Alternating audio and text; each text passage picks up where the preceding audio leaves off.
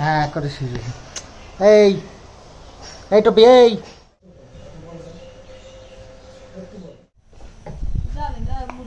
हमारे सासू माँ का दो दो জামাই ভুল ধারণা তোমাদের, সে এখনো যা করছে তখনও তাই করার চেষ্টা। শুভ সকাল বন্ধুরা, আজ আবার নতুন আর একটা ব্লগ স্টার্ট করলাম। যাচ্ছি সকালবেলা, এমন একটা কাজ পড়েছে দা নিয়ে দৌড়াতে হচ্ছে। যাচ্ছি আমাদের এই যে বাঁশতলায়। আসলে আমার বাঁশগুলো পাশের জমিটাতে একদম হেলে পড়ে গেছে। পাশের বাড়ির কাকিমা এসে খবর দিয়ে গেছে, তবে পরশু দিন। তবে বাঁশ তো প্রতিদিন যে কোনো দিন কাটতে নেই, তো সেই কারণে দিনক্ষণ দেখে আসতে। আজকে তো সোমবার, আজকে কাটা যাবে। রোববারে বাঁশের নাকি জন্মদিন, রোববারে কাটতে নেই। আবার শনিবারেও কি একটা ব্যাপার ছিল। এই যে বাঁশের ঝাড়টা, সব বাঁশগুলো একদম ওই জমির দিকে ঝুঁকে পড়েছে। আমাদের চাষের ক্ষতি হচ্ছে, তো বাঁশগুলো কেটে আগাগুলো তুলে দিতে হবে। বাঁশের মাথায় উঠে বাঁশগুলো কেটেছে, গোড়ার থেকে কাটলে বের করা যায় না। লোকের জমিতে পুরো বাঁশগুলো গিয়ে পড়েছে, লোকের জমির ক্ষতি হচ্ছে। তে বলছিল লোকের তো ক্ষতি করে নিজের জিনিস বানানো যায় না, তো কোনো রাস্তা নেই, ভেতর দিয়ে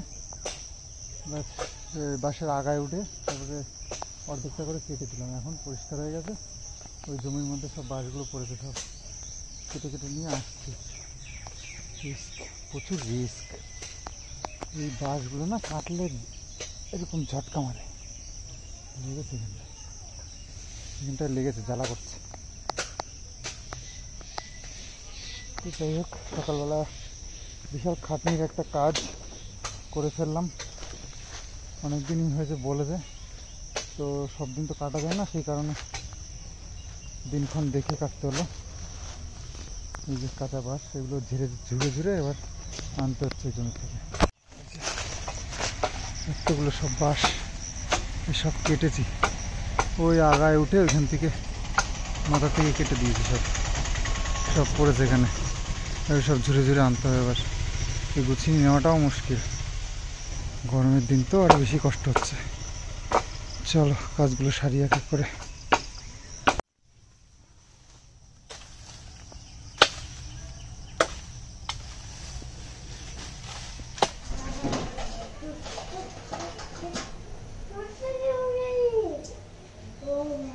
সকালবেলায় বেশ ভালোই খাটাখাটনি হয়ে গেল, ভালোই বলতে প্রচুর খাটাখাটনি।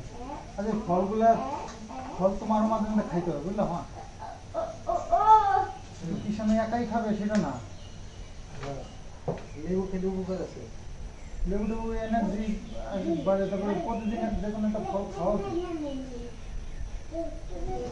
তো যাই হোক, এবার একটু ব্রেকফাস্ট করতে হবে। কিছু সকাল থেকে কিছু খাওয়া দাওয়া হয়নি, সকাল থেকেই চলে যেতে। জল আনতে হবে নাকি? জল আনতে হবে।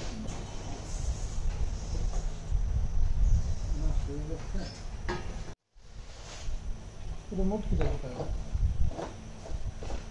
জানি না মুটকি কোথায় বোতলগুলো আমি ঠিক করছি, মুটকি থাকে না।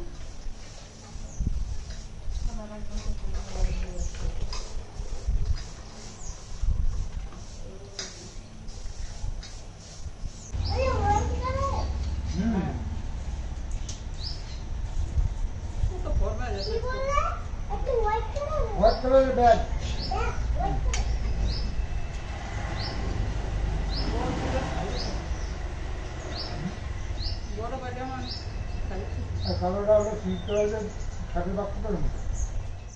কালকে যে ঠাকুর মন্দিরটা নিয়ে আসলাম, মন্দিরটার অলমোস্ট পার্ট ওপরে নিয়ে চলে গেছি। মাত্র একটা পার্ট রয়েছে নিচে, একদম মঠ যে থাকে না আর কি, ছাদ। মেন কথা হচ্ছে ছাদ, ওটাকে নিয়ে গেলে তারপরে সিংহাসনটা সাজানো রেডি করা যাবে। তো তোমাদেরকেও একটু দেখানোর দরকার, তোমাদেরকেও ফাইনাল লুকটা দেখানো হয়নি।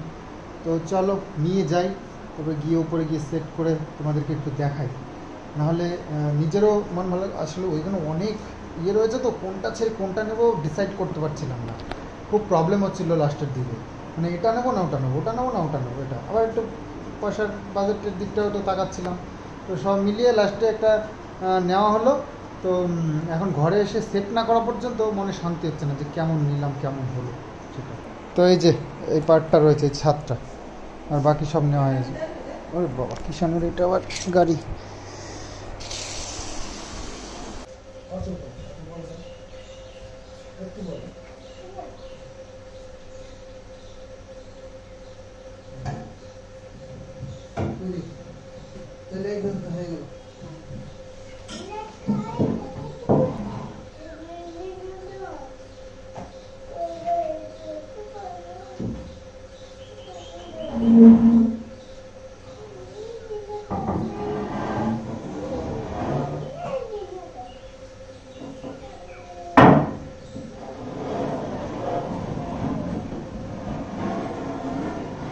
তো মন্দিরটা এই যে ফাইনাল লুক।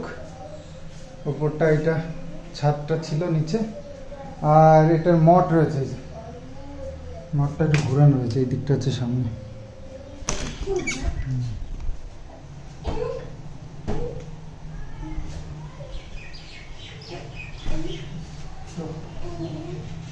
মঠটা তুলে দিয়েছে একদম ফাইনাল লুক। এটা মোটামুটি আমাদের থেকে হাইটে উঁচু, মোটামুটি 1.5-6 ইঞ্চি উঁচু। তো এই খুঁটিটা একটু চওড়া হওয়ার জন্য মানাস হয়েছে, বুঝলি? তো নিচের এই ধাপগুলো বেশ চওড়া চওড়া আছে, আর এরকম ডিজাইন করে একদম উপরে মঠ পর্যন্ত একদম নিখুঁতভাবে সাজানো, আর 2 কালারের পাথর দেওয়া, বেশ ভালো লাগছে। ওই জন্য এটা পছন্দ হলো। বেশ বড় সড়ো আছে, ভেবেছিলাম চওড়া দেখে নেব, তো সে চওড়াটা আর এত ইয়ে না করে আমরা এরকম হম্বিতম্বি একটা বড় ছিল যেটা নিয়ে চলে এসেছি। আর প্রয়োজনে সাইডে 2টো ছোট ছোট কিনে নেব পরে, আপাতত এরকম করলে শুরু বা।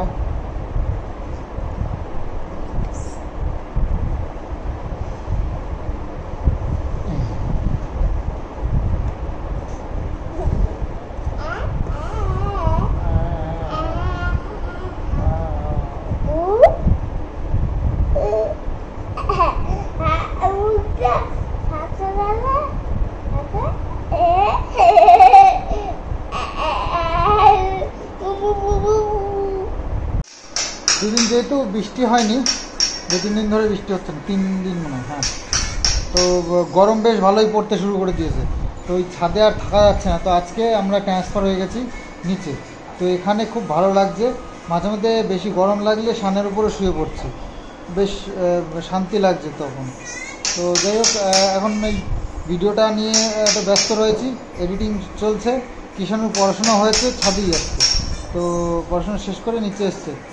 আর বাবু বাড়ি যে ঘরে, আমাদের পুরনো ঘরে এই দরজার যে যে ইয়ে বলে না, চৌকাঠ বলে না, চৌকাঠের সাইড মেঝের ওখান দিয়ে না পিঁপড়ে মাটি মাটি তুলছে।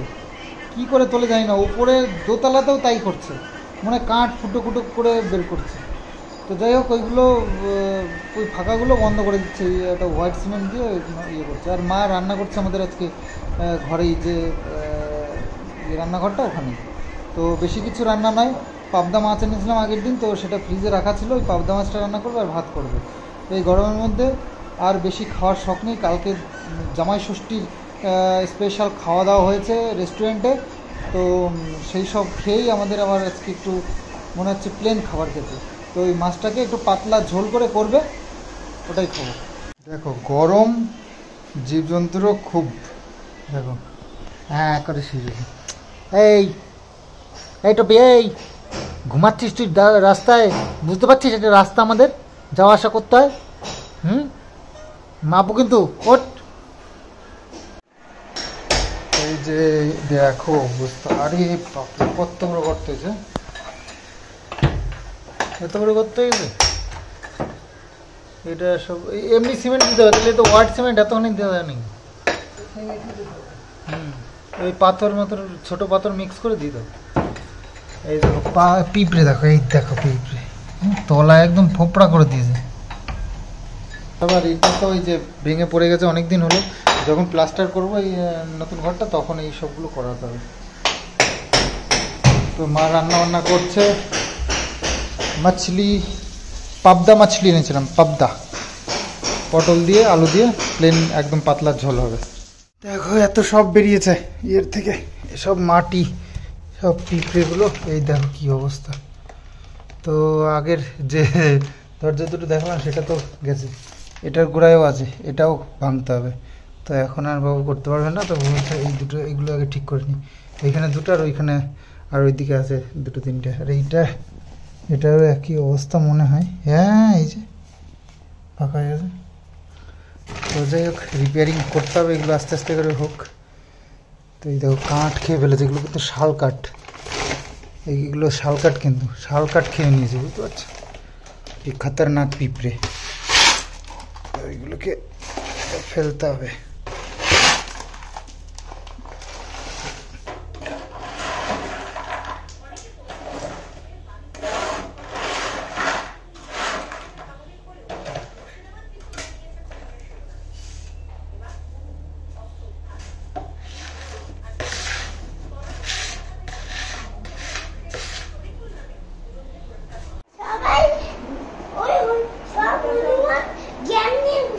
হনুমান গ্যাং নিয়ে বসে আছে, চলো চলো চলো দেখি, হনুমান নাকি গ্যাং নিয়ে বসে আছে।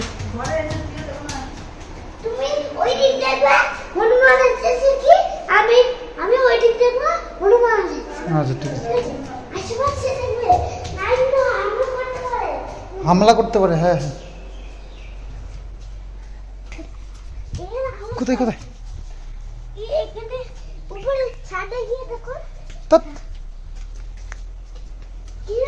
কোথায় হামলা করেছে? হামলাই করেনি। আর গ্যাং কোথায়? গ্যাং নেই, মিথ্যে। হ্যাঁ দেখো রোদ্দুরের দিকে তাকালে কেমন লাগছে, ভয় লাগছে কি না? আমার তো মানে ভীষণ ভয় লাগছে। জামা কাপড় তুলতে গেছিলাম, মা নিচে ছিল, ছাদে জামা কাপড় ছিল, তুলতে গেছিলাম, এসে হাঁপিয়ে পড়েছে। এই রোদ্দুর, বাপরে বাপ, একদম টাক ফাটা রোদ্দুর। এক সেকেন্ডের জন্য এই রোদ্দুরে গেলে হালাত খারাপ হয়ে যাচ্ছে।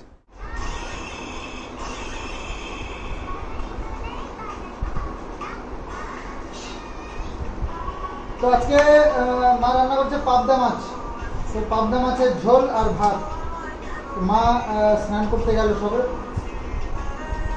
আর মায়ের শরীরটা খুবটা ভালো নয়। সেদিন ডাক্তার দেখিয়ে নিয়ে আসলাম, কিন্তু ওষুধ তো খাচ্ছে, কিন্তু শরীরে কোনো এনার্জি পাচ্ছে না। তো রান্নাটা কোনো রকমে করেছে সব কাজই, ঘরের কাজ সবই করেছে। সকালবেলা যেরকম ওঠে ওরকমই উঠেছে, এখন স্নান করতে গেছে, মা আসলে তারপরে খাওয়া দাওয়া। বাবুর জন্য স্নান করেছে।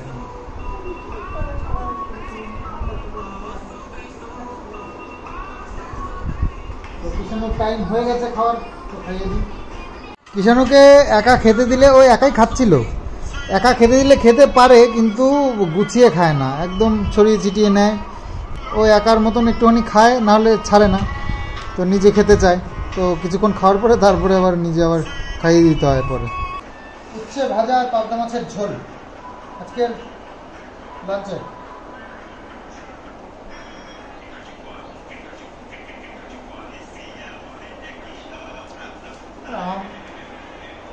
ওটার পর থেকে আমের ডাল করতে করতে উচ্ছে অনেক ভুলে গেছি। টক আর কি তো একসাথে খেতে নেই, তো সেই জন্য আনতাম না। এখন টক আনতে নেই, কাঁচা আনতে আর নেই, তো টক ডাল খাওয়া হচ্ছে না, তো সেই জন্য এখন উচ্ছে। এদিকে পাবদা মাছ এনেছিলাম, অনেক বড় বড়, মোটামুটি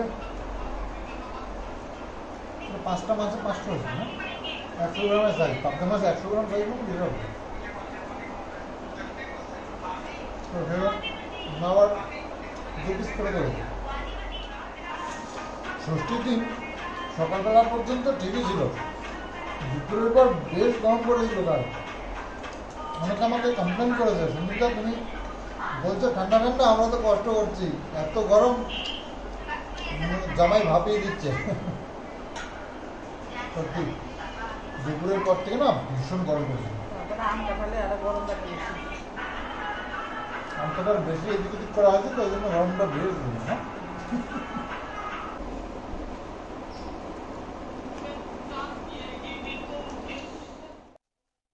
হ্যাঁ, ঠাকুর রাধাকৃষ্ণের যে মূর্তিটা সেটা তোমাদেরকে দেখানো হয়নি বাড়ি আনার পরে, তো ওখান থেকে দেখেছিল অবশ্য। তো এই যে রাধাকৃষ্ণের মূর্তিটা খুব সুন্দর হয়েছে, খুব সুন্দর। তো বাবুর পছন্দ মতনই সব আনা হয়েছে, এই ঠাকুরের আসনটা এবং এই রাধাকৃষ্ণের এই মূর্তিটা দুটোই বাবুর পছন্দের। তো একটা বাঁশি কিনতে হবে কৃষ্ণের হাতের জন্য, একটা সুন্দর বাঁশি কিনে তারপরে এটা তবে প্রতিষ্ঠান করাতে হবে। তো দেখি, ভাবছি সামনে তো আসছে রথ, তো রথের দিন একটা প্ল্যানিং করেছি। দেখি মায়ের শরীর কেমন থাকে তার উপরে ডিপেন্ড করছে অনেকটা। তো মাকে ডাক্তার তো দেখাচ্ছি, ঠাকুরের ইচ্ছায় মা সুস্থ হয়ে যায় খুব তাড়াতাড়ি। তো আমরাও এই ঠাকুর ঘরটা সুন্দর করে ওপেনিং করব, আর একটু অনুষ্ঠান করার ইচ্ছে আছে। তো দেখা যাক কতদূর কী করেন ভগবান। তার উপরে সব তো এখানেই রাখি, আমার বেডরুমে ছিল, কালকে রাত্রে নিয়ে এসে বাবু ওখানেই রেখেছে। তো এই আসনের উপরেই রেখে দিই।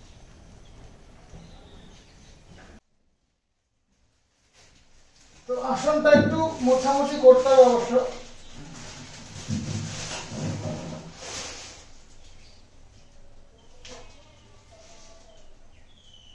আসনটার সাথে ঠাকুরের মূর্তিটা বেশ মানিয়েছে, তাই না? তবে রাধাকৃষ্ণই তো পুরো মানে আসনটা জুড়ে গেল। তো এখানে আমাদের লক্ষ্মীনারায়ণ রয়েছে, তাকেও এখানে দিতে হবে। দেখি কিভাবে কি সেট করা যায়, তো সেসব প্ল্যানিং পরে করা হবে, এখনো টাইম আছে রথের, দেখা যাক। আসনটার সাথে একদম সুন্দর মানিয়েছে কিন্তু, তাই না? ঠাকুরের মূর্তিটা একদম দারুণ হয়েছে। ভীষণ গরম, দেখো এইটুকুনি আসতেই ঘিমিচুমে একাকার হয়ে গেছে। আর হ্যাঁ, গঙ্গা পুজো সামনেই। গঙ্গা পুজো তো আমাদের পাশেই ক্লাবে, মানে আমাদেরই ক্লাব ধরতে গেলে বন্ধুবান্ধব সব ওখানেই থাকে, আমরা এখন ওই ক্লাবেই আসা যাওয়া করি। তো ক্লাবটা আমাদেরই আমরাও সদস্য আর কি।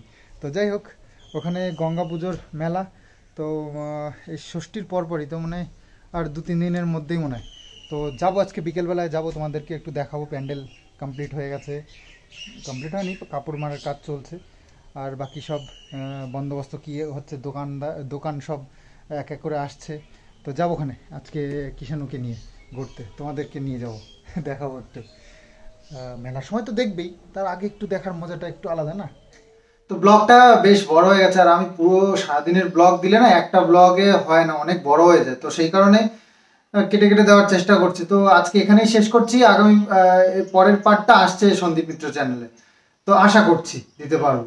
তো যাই হোক, কালকে লাইভ করেছিলাম, কিছু কিছু অ্যান্সার নিয়েছিলাম, আর কথা বলতে বলতে এতটাই দেরি হয়ে গেছে, আর আরও কিছু কমেন্টস অ্যান্সার দেওয়ার ছিল, তো আমি দিতে পারিনি। তো দুটো এখানেও বলে যাই ইম্পর্টেন্ট কয়েকটা। তো দেখো, একজন বলেছে, সুচিস্মিতা দি একজন কমেন্টস করেছে, তো একটু পড়ি। तुम्हारे सासू माँ का दो दो জামাই সন্দীপ ভাই।